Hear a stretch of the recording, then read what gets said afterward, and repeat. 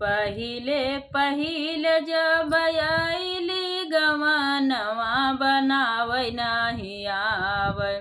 ससुरे क रोटिया बनावै नाही आवै।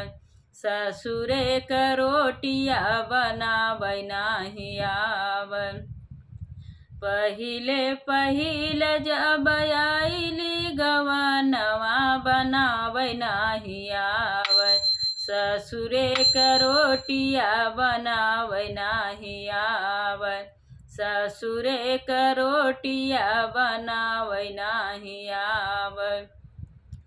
सास गरियामै ससुर बोलिया बोलै। सास गरियामै ससुर बोलिया बोल।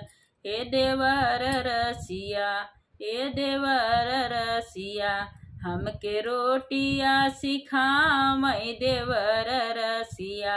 हमके रोटिया सिखामै देवर रसिया।